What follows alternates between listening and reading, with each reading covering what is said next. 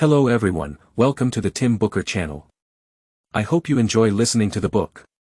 Today, the book I'll be interpreting for you is called Tiny Habits. It mainly discusses how to achieve genuine personal change by understanding the essence of human behavior. We've all experienced the desire to become better versions of ourselves but often find it challenging to meet our own expectations and struggle to change our current situations. This leads to intense feelings of self-blame and anxiety. For example, wanting to lose weight but staying up late or failing to learn English. Years pass, yet our aspirations remain unfulfilled, seemingly blocked by an insurmountable barrier. Many people attribute this barrier to a lack of motivation or weak willpower, but the author, Fogg, sees it differently. He believes the inability to change shouldn't be blamed on individuals, but rather on the ineffective methods we employ to bring about change. In other words, the ability to effect change lies in behavioral design, not a question of personal capability or character flaws. Fogg has spent over 20 years studying human behavior and is the founder of behavioral design, an emerging discipline. As a behavioral scientist at Stanford University, his research has already helped over 120,000 people achieve seemingly impossible transformations. In the business world, he's affectionately known as the Silicon Valley's billionaire maker because he has guided students in creating a series of world-renowned internet products, including popular social platforms like Ins and Clubhouse. Essentially, the underlying logic behind internet product design and user research owes much to Fogg's behavioral model. So, what makes this behavioral model so special? Fogg's remarkable achievement lies in simplifying the essence of human behavior into a universal model consisting of three elements: motivation, ability, and prompts. He believes that when these three factors converge, behavior occurs. You may find it odd that such a simple model can explain the diverse range of behaviors people seek to change, some negative, some positive, driven by different reasons, personalities, and upbringings. Human behavior is indeed complex. However, after years of research, Fogg managed to identify common ground beneath this complexity.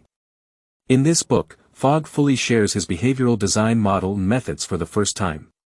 He aims to help us establish a comprehensive system to truly understand how human behavior operates. In the upcoming sections, I will break down the book into two parts. First, we'll delve into what the Tiny Habits model is and why Fogg believes that all human behavior can be dissected into motivation, ability, and prompts. Then, after grasping the fundamentals of behavior, we'll explore how to design our own behaviors to develop positive habits. Fogg has developed a set of clear steps for behavioral design that will help us make practical and lasting changes. Sure, let's start by discussing the Fogg behavior model. As mentioned earlier, the Fogg behavior model refers to the fact that all human behaviors can be broken down into three elements: motivation, ability, and prompts. In other words, it's about wanting to do something, being able to do it, and taking action immediately. Fogg represents this with a simple formula: B equals MAP, where B stands for the behavior's first letter in English, and MAP represents the first letters of motivation, ability, and prompts in English.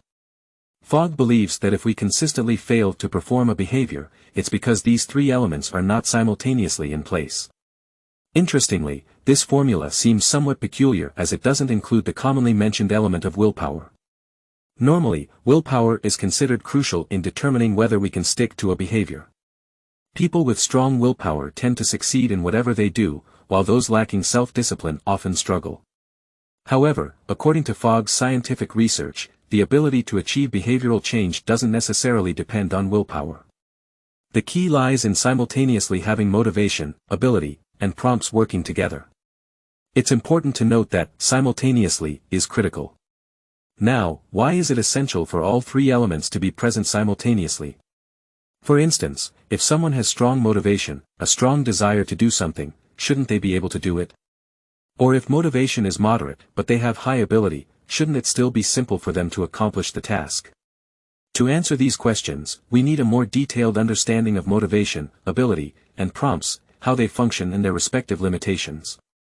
Firstly, let's talk about motivation, which represents a person's desire to do something. Fogg believes that motivation is crucial, and anyone attempting to change others can only assist them in doing what they genuinely want to do.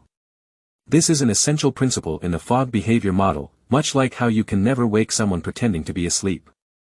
Observing many successful products and services in the market, they all have one thing in common: they cater to people's desires and needs. Strong motivation is perfect for tasks that can be completed in one go, like rushing to the airport to catch a flight or saving someone in a crisis. However, unfortunately, when it comes to long-term behaviors that contribute to self-improvement, such as exercising, quitting smoking, or maintaining a reading habit, motivation's impact is limited. Moreover, motivation's biggest flaw is its unreliability. It tends to wane easily when faced with challenges. Fogg once encountered a student named Julie, who had incredibly strong motivation to change. Julie was a busy program host who loved eating sweets, particularly ice cream and cakes. She believed that with her busy work schedule, she needed the sugar to maintain her energy levels at 100%. Although Julie knew that excessive sugar intake was harmful, she didn't pay much attention to it. In 2015, Julie finally realized the severity of the situation when her mother passed away due to diabetes. Soon after, both of her sisters were diagnosed with diabetes as well. Julie suddenly recognized that her love for sweets had spun out of control.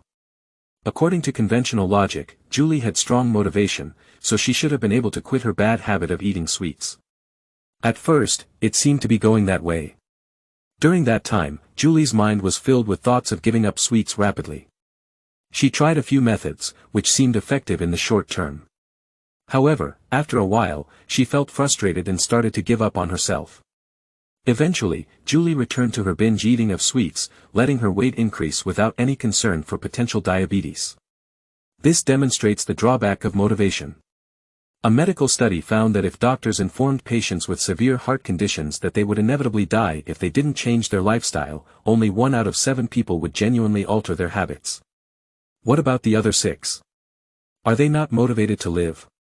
Of course, they are, and they know what they need to do. However, they can't change solely based on motivation because it's not enough to sustain behavioral change. This is inherent in human nature. On one hand, motivation fluctuates frequently. Today, a stimulus might drive your motivation to its peak, but it can plummet in a few days. On the other hand, motivation is complex. Sometimes, you can't even figure out your true motivation for wanting to do something. It might be the desire for a reward or the influence of others in a particular environment. In short, motivation's most significant flaw is its unreliability. Alright, what if motivation isn't enough? Let's turn to the second element of the Fogg behavior model: ability. Ability is undoubtedly necessary for any behavior. However, Fogg reminds us that there's a crucial point to be cautious about: people often overestimate their own abilities. They tend to think that if they do something, they should either excel at it or not do it at all. This kind of thinking isn't conducive to real change. Fogg poses a question in his book: do you find it difficult to do a 7-minute workout every day? Most people would probably say it's not difficult at all. It's definitely within their ability, so why can't they do it? Based on years of research and experience, Fogg identifies 5 factors that form an ability chain. Whether you can perform a certain task depends on the weakest link in this chain. These factors are time, money, physical effort, mental effort, and schedule. Let's use the 7-minute workout as an example and break it down using the ability chain. Firstly, time. Everyone surely has 7 minutes to spare, making it much easier than dedicating 30 minutes to exercise daily. Secondly, money. This behavior requires minimal cost since it can be done at home without going to the gym or spending money. Thirdly, mental effort. The workout routine isn't complex and usually consists of a few basic exercises. Fourthly, schedule. Performing a 7-minute workout shouldn't require significant adjustments to your daily schedule. Finally, physical effort. This might be the weak point for many individuals. While 7 minutes of exercise may not be much for some, many fitness apps push you to quickly increase the intensity. Suddenly, the workout becomes more challenging, leaving you feeling breathless after just 7 minutes. High-intensity exercises can make each minute feel excessively long and less enjoyable. So, the physical aspect alone could hinder the habit of doing a 7-minute workout daily. Alright, we've covered motivation and ability, but clearly, these elements aren't sufficient. Now, let's discuss the final element: prompts. What role do prompts play? In reality, we experience hundreds of prompts daily, but we often don't pay much attention to how they directly link to our behaviors. For instance, when the traffic light turns green, you step on the accelerator. In a supermarket, if someone offers you a piece of cake to taste, you take it without much thought. When an email notification pops up on your computer screen, you click to open it. These are all prompts that tell us to act now. So, how crucial are prompts in triggering a behavior? In an experiment, if you want someone to develop a habit of drinking more water, the most effective method is to place half a glass of water on their desk. Moreover, putting it on the left side is much more effective than the right side, resulting in approximately 4 extra glasses of water consumed daily. The desire to drink more water is something everyone has, and the ability to drink water is certainly not lacking. So, what's missing? The answer is prompts. Prompts are the determining factor for the occurrence of a behavior. You may have both motivation and ability, but without the right prompts, you might forget about the behavior, and it won't happen. However, Fogg emphasizes the significant difference between prompts and the previous two elements. Motivation and ability are consistently present, varying in strength but always existing. In contrast, prompts are either here or not, either you notice them or ignore them. If you don't notice the prompts or if they don't appear at the right time, the behavior won't occur. So, designing effective prompts is crucial, making sure they appear at the right time and capture your attention, prompting you to take action immediately. Alright, by now, we've thoroughly understood the 3 elements of the Fogg behavior model: motivation, ability, and prompts. When all 3 factors align, high motivation, sufficient ability, and appropriate prompts, behavior naturally occurs. However, there's still one question we haven't addressed: why can all human behaviors be broken down into these 3 elements of motivation, ability, and prompts? According to Fogg, understanding behavior can influence behavior itself. Once we grasp this model of influence, the next step is to observe human behavior mechanisms and consider where to intervene and take action.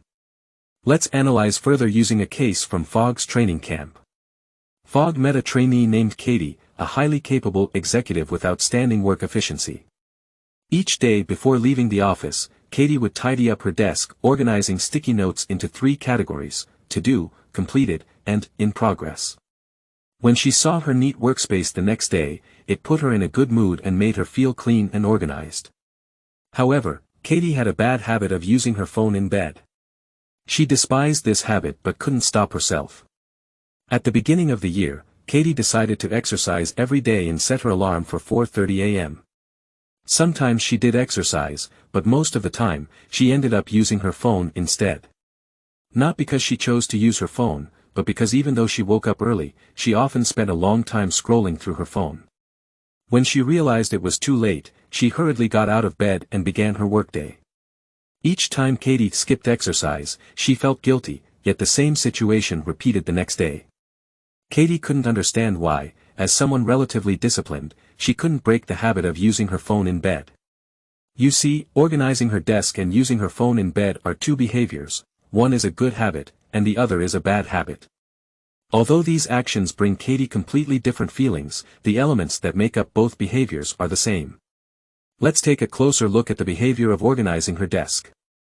Katie's motivation is moderate, and her ability leans toward being easy to achieve because it takes only 3 minutes and doesn't interfere with picking up her child from school. If she were to clean the entire office instead, it might take too long, and she wouldn't continue doing it. Regarding prompts, they exist too, as shutting down the computer signifies the end of work, allowing her to tidy up her desk. Now, how can Katie break the bad habit of using her phone in bed? Reducing motivation is not feasible since every morning, seeing likes and comments on her social media posts makes her happy, keeping her motivation high. As for ability, the only option is to increase the difficulty of using her phone in bed. Katie tried placing her phone in a cabinet in another room, but when the alarm rang, she would still get up to retrieve her phone. The alarm itself was a prompt. Following Fogg's advice, Katie started placing her phone in the kitchen at night, increasing the physical distance between her and the phone while eliminating the prompt to use it. After implementing this method for a few days, Katie began to stick to her original plan of exercising. Katie said that although these were seemingly small changes, they made her realize that every aspect of life could be improved through behavior design. By observing events using the Fogg behavior model, one can truly understand that changing behavior doesn't depend on a person's willpower or inherent qualities but rather on employing scientific methods. Alright, let's move on to the second part, methods. How can behavior design help cultivate good habits? In the past, we thought forming good habits was straightforward, repetition was the key. The more times you perform a behavior, the more likely it becomes a habit. Some advocate for using 7 or 21 days to repeat a behavior and form a habit. However, Fogg disagrees with this approach. Through his research, Fogg discovered that the key to creating habits lies not in deliberate repetition but in maintaining positive emotions. What does this mean? For example, when developing many good habits, it may seem challenging, and you might feel like you're struggling with yourself. Yet, you'll notice that changes from old habits like reading newspapers to using a smartphone or waiting for a bus on the roadside to using a ride-hailing app are easy and effortless. Both involve behavior change, so why are some habit formations effortless while others are not? The key is positive emotions. In an instant, stimulating the brain to produce dopamine helps us remember behaviors that create positive feelings. The brain then associates those actions with positive emotions and forms an expectation for the future. According to Fogg, the essence of behavior design is emotion design. Only by anchoring a positive emotion to the new behavior can it transform into a good habit. But is a positive emotion really that crucial? What if someone possesses great endurance, can endure hardships, and persist in doing things? To address this concern and provide a more comprehensive explanation, Fogg introduces the term decision in contrast to habit. Decision usually involves thoughtful choices after consideration and isn't entirely automated. Your rational system in the brain is active, analyzing things. However, habits are different. Habits are actions that occur without much thought, they are automatic. When it comes to habits, the brain generally doesn't go through a thinking process, it's automatic. If you feel happy after doing an action today, you'll be willing to do it again the next time. Over time, this leads to the subconscious formation of a habit. Thus, creating habits essentially revolves around positive emotions. In his book, Fogg elaborates on a detailed 7-step behavior design process, which can be summarized into 3 major steps, corresponding to the 3 elements: motivation, ability, and prompts. If you have time, open the transcript and follow along, taking notes as you listen. Alright, let's get started. First, concerning the motivation aspect, our first major step is to figure out, among all the things we want to do, the one behavior that makes us feel best. Then, decide to choose that behavior and make it a solid habit. Motivation is abstract. For example, everyone wishes for good physical health, greater fulfillment at work, or more patience with children. Having the desire for change is an excellent starting point, but it's not a specific behavior. Now, we need to diverge and converge. Diverge by finding all the specific behaviors related to that broad desire, and then converge by selecting the most suitable behavior, the so-called golden behavior we mentioned earlier. As an example, Fogg often feels stressed and struggles with sleep. His desire is to improve his sleep quality. Upon encountering this desire, Fogg spent 5 minutes jotting down 25 specific behaviors related to improving sleep, such as putting the phone in airplane mode after 7 p.m., installing blackout curtains, spending 15 minutes on pre-sleep stretching, or using white noise as background sound during sleep. These specific behaviors can all help Fogg improve his sleep quality. Next, Fogg's task is to choose. How does he do that? By asking himself 2 questions. First, does this behavior have a significant impact on improving sleep quality? Second, can I really do this behavior? These 2 questions act as filters along 2 dimensions, helping you find the behavior that truly works for you, even in the busiest, least motivated, or lowest state scenarios. This behavior is the golden behavior. Alright, after completing the first step, let's move on to the second step concerning the ability aspect. As we mentioned earlier, whether you can do something depends on time, money, physical energy, mental energy, and schedule, the weakest link among these factors. Although ability may appear stable, it's actually very fragile. So, the most effective technique to tackle the ability aspect is simplicity. Fogg emphasizes that simplicity is the most important thing he teaches his students. Only simplicity can thoroughly change behavior. Over the years of working in the business field, Fogg observed what patterns are effective and which ones aren't. He found a common pattern behind successful products: simplicity. Apple and Google's product strategies revolve around simplicity, and the same goes for INS, the social media app he guides his students to create. The reason why INS could stand out among similar products is because of its simple functions and design. Users only need 3 clicks to upload and share photos. Business logic needs to understand human nature, and the same applies to cultivating good habits. As long as a behavior is simple enough and easy to do, you can start from that behavior and gradually accomplish almost anything. So, the second step of behavior design is to break down the golden behavior we previously selected into the tiniest habit. Starting from this small habit, we need to make it effortless for you to do. For instance, design a simple entry step or reduce the scale of the behavior. For example, if you want to develop a habit of walking 1 kilometer every day, the entry step could be just putting on your sports shoes. The key here is not to rush into more significant actions or raise the bar. If you don't feel like walking fast, it's fine to start with just putting on your shoes. After putting them on, whether you want to walk or not is uncertain. You might be surprised to know that Fogg once used this method to help a friend develop the habit of making breakfast every day. Fogg suggested a simple entry step for him, which was turning on the gas valve, letting it burn for a few minutes, and then turning it off again. Fogg reminds us not to look down upon any tiny behavior because it will be the first fulcrum that can lift the earth. Alright, we have now completed the first 2 steps, how to choose the golden behavior and how to start with the tiniest habit. Next, the third step involves the prompt aspect. The method of behavior design is to find a suitable prompt and then act upon it. As mentioned earlier, designing an appropriate prompt is crucial because if the timing of the prompt is off or it doesn't capture your attention, the behavior won't occur. You've probably realized that many information prompts around us are ineffective.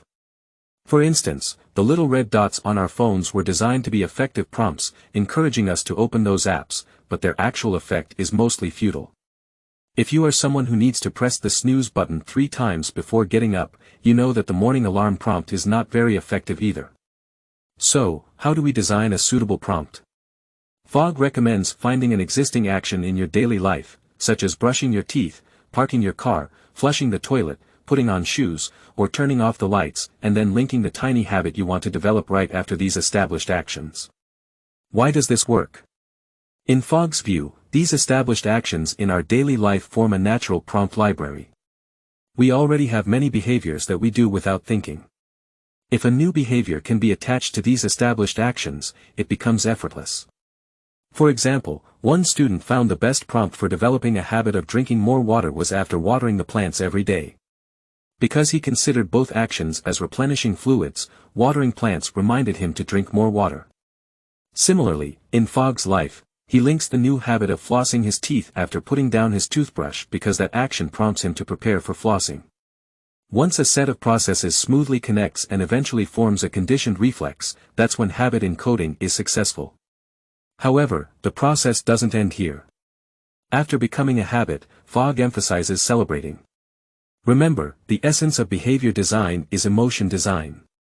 Even if what we do seems trivial and not worth celebrating, celebrating is the most crucial skill to help us form habits. In the book, Fogg mentioned that if he had the opportunity to guide you through this practice, he would start by teaching you to celebrate before teaching you how to apply this behavior model. A simple celebration can make you feel positive and that you've improved. The most direct way to celebrate is diverse, such as making a victory gesture or softly saying to yourself, "Well done." The key here is that the celebration has to occur either during the habit-forming process or right after completing the behavior. Note that if you do 3 push-ups in the morning and reward yourself with a movie at night, this kind of celebration is entirely ineffective. Dopamine in the brain cannot form a causal link between the two. So, the correct approach is to say, "Well done," immediately after doing those 3 push-ups. You might think that celebrating for such a trivial act seems unnecessary or might look a bit silly. However, don't forget that the brain can help you form good habits through cause and effect. It can make you feel that you've become different at this very moment. To sum it up, in Fogg's view, making you feel better, not worse, to achieve change is the essence of habit formation. Alright, we've covered the essence of this book on Fogg's behavior model. To summarize, the Fogg behavior model suggests that when motivation, ability, and prompt all come together, behavior occurs. By using this model, we can understand the mechanism of human behavior and better observe the world. On the method level, creating habits around positive emotions is the core of behavior design. If we want to achieve real change, the first thing we need to do is choose a golden behavior. Next, start with the tiniest habit and find the appropriate prompt. Finally, celebrate immediately to make yourself feel better. If you find these steps too complex or hard to remember, I suggest grasping these 3 fundamental principles. First, do what you already want to do. Second, believe that simplicity can change behavior. Third, find ways to continuously experience success. Alright, although the Fogg Behavior Model is an economic book, it is not only applicable to our personal lives but also to workplace and organizational management. For me personally, I have been greatly inspired after reading this book. To me, this book is more like a manual accumulated by a sage over many years, knowing every screw and nut, from individual components to the overall system's operating mechanism. It empowers us to take real action and become better. Finally, I encourage everyone to say this phrase together: desires don't change reality, actions do. So, from today, let's start taking action. Alright, that's the essence of this book on the Fogg Behavior Model. Congratulations on completing another book. Thank you all for listening to the Tim Booker channel. Please subscribe to the Tim Booker channel, like, and share this valuable knowledge with your friends. Let's combine wisdom with practice and achieve our financial goals to create a better future. Thank you all, goodbye.